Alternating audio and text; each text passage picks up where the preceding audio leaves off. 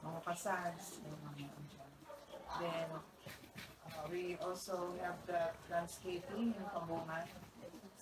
Mahal yan, it's 20,000. Without plant pa yun, without plants. Yung ang plant box lang. Then, the plant boxes which are considered compost pit.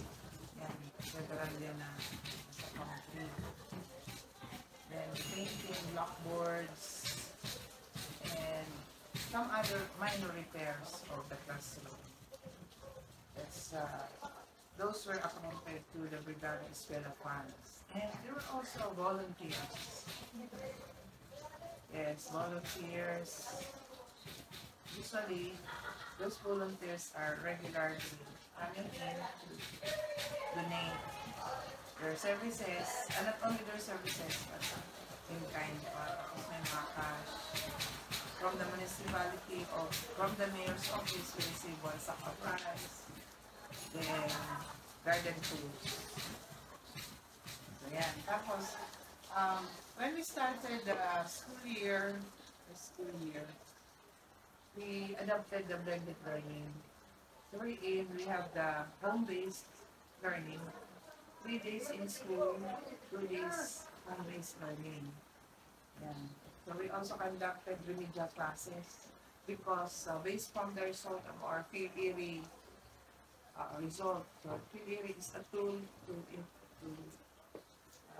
identify students which are frustration, non-readers. So, but because of the division memo on recovery learning continuity plan, we have to implement remedial classes to recover their learning loss. Because we have so much learning gap due to these 2 years pandemic, and especially the grade 7. So grade 5 and 6, they were on modular learning. So our grade 8, so basta 2 years lang. Sacrifice for the module. So, kaya, there is a sudden, so grabing struggle ng mga bata. Including the teacher, na-shock ang lahat. Because during the pandemic, so, the grades will be based from the modules that they were answered. Tapos, ayun pa doon, meron pang correction wherein we can recheck your answers if the answers are correct, but based from the observations and sharing of the community, of the parents, some students are just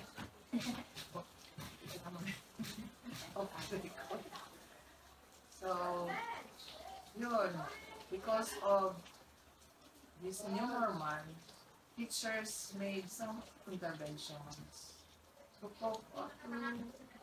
bridge the gap. Because the performance of the students were very poor. So in one section, siguro, there are 5 to 10 students lang are pinapili.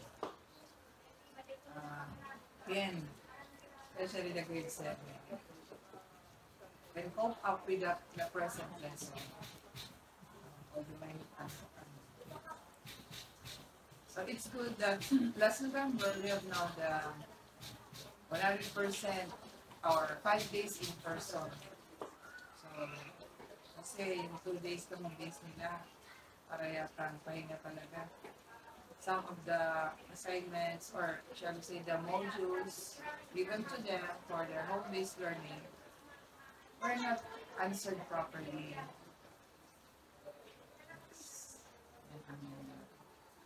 But then, because of our innovations, intervention of the teachers, we have to, the students must learn according to their level. So, may mga intervention sa math, English, and Filipino. Yes, we already done sabi nga doon sa report ng ating mathematics teacher, meron pa din. Only, sabi niya, 21% lang improvement. Pero at least, yes, that's after 2 grading periods.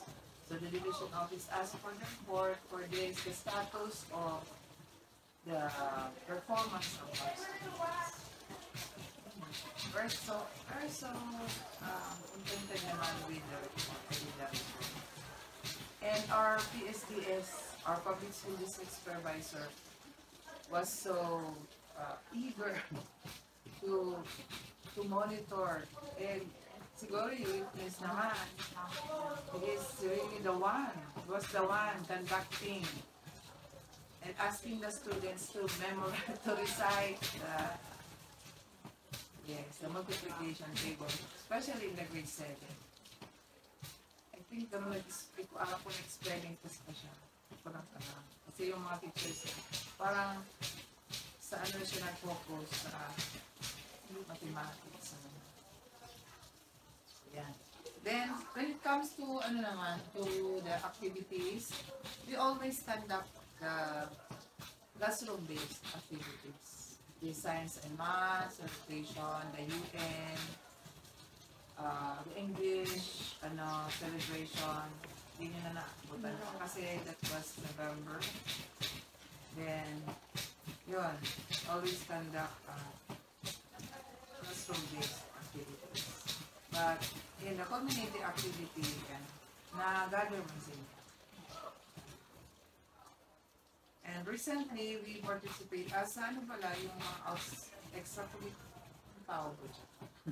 extracurricular yung cultural festival of talents.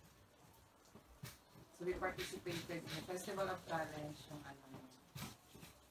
by Lisa Calien, modern hip-hop dance, then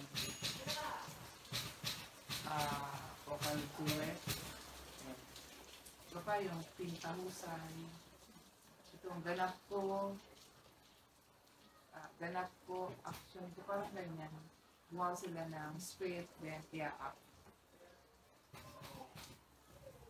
We unlit the schools here in Fernando, composed of 5 secondary schools. So, nasa top 3 man nga kami. Pero yung baile sa kalye, second place, yung duet namin, first place. Kaya lang, we only have to, the district, like to select lang the first placers for the division. Yun. Then we also conducted quarterly recognition.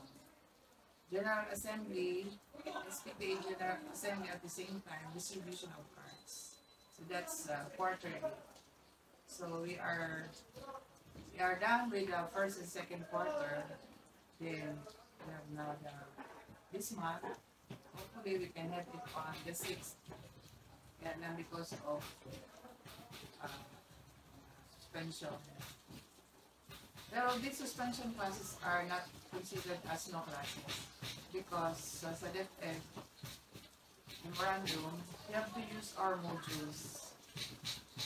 Yes. Because suspensions naman are announced before the date. Like for example, last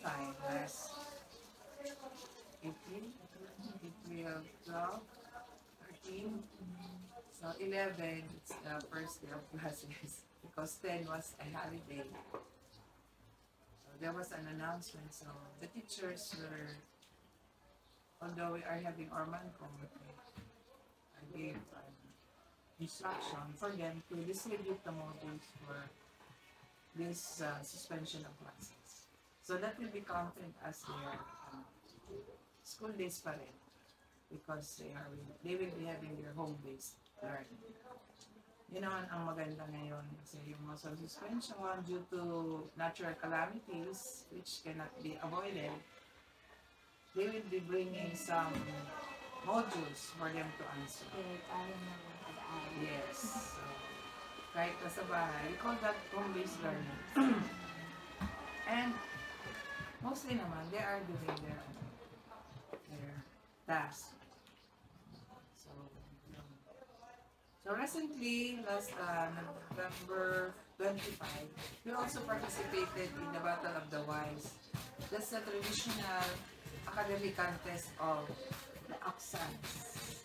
Yung ACSANS is the Association of Camarines Sur Secondary School school heads. So lahat na secondary school ng Camarines Sur, sa amin na project.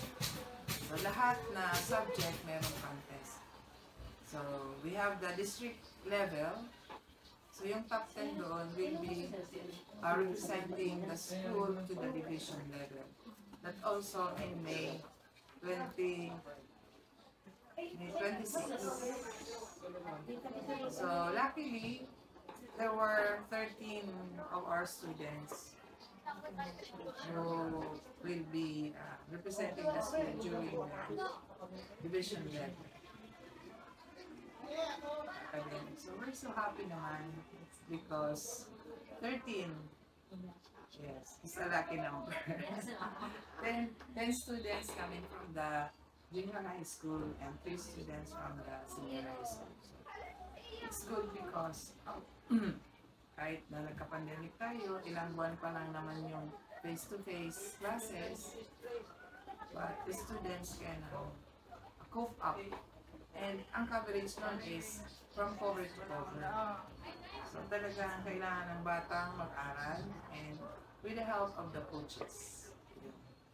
Kaya they have their passport for the division. So hopefully sabi ko bigyan nila para at least makasama naman tayo sa top 3. Kasi yung top 3 may cash na award.